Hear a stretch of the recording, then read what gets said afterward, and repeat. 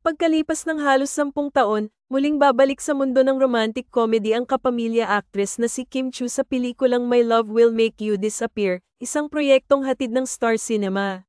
Sa isang media event na ginanap noong ika-19 ng Pebrero taong 2025 sa ABS-CBN, ibinahagi ni Kim ang kanyang excitement at kasiyahan na muling makapagbigay ng saya sa mga manonood sa pamamagitan ng isang romantic comedy, pati na rin ang muling pagtambal nila ni Paolo Avellino sa pelikula. Napa-O to the M to the G talaga ako. Sabi ko, this a new rom-com. Kasi yung last rom-com ko, All You Need Is Pag-ibig, 10 years ago pa. Yung bago pa nun, Bride for Rent. So medyo matagal-tagal na rin talaga, kwento ni Kim sa mga dumalo na media. Ayon pa sa kanya, labis siyang natutuwa at excited dahil sa mainit na pagtanggap ng mga tagahanga sa trailer ng pelikula. It feels amazing. Parang fresh air siya para sa akin. Yung trailer namin, nakakashock tapos yung suporta pa ng madlang people. Gustong-gusto ko yung reaction nila, dagdag pa ni Kim.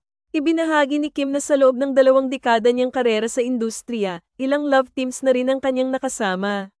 Siyempre, mula 16 years old hanggang 30s, masasabi ko talagang lumaki ako sa harap ng mga sumusuporta sa akin. Pangatlong love team ko na ito, kasi per decade ako nagla-love team, aniya. Sa kabila ng tagal ng kanyang karera, nararamdaman pa rin niya ang suporta at pagmamahal ng kanyang mga tagahanga. Nang tanungin kung kailan siya huling kinilig kay Paolo, tumawa si Kim at ibinahagi na, binigyan niya ako ng tinapay kanina. Mahina si ate mo, pero dinalhan niya ako ng pasalubong kanina after showtime.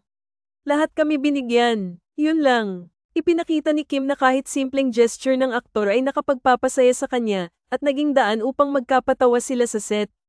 Pagdating naman sa mga natatanging katangian ni Paolo, agad na tinukoy ni Kim ang expressive eyes ng aktor.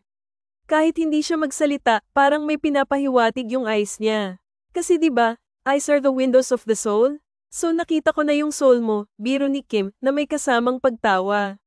Ipinakita niya sa kanyang mga pahayag na sa kabila ng pagiging seryoso sa trabaho, may light-hearted na samahan sila ni Paolo sa likod ng kamera.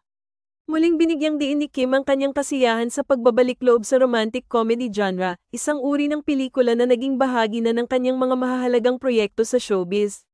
Dahil sa malaking suporta ng mga tagahanga, nasabi niyang masaya siya na muling magbigay saya at kilig sa kanilang mga tagapanood.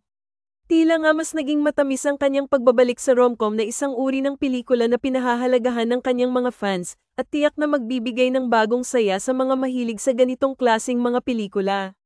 Ano ang sa inyo sa balitang ito?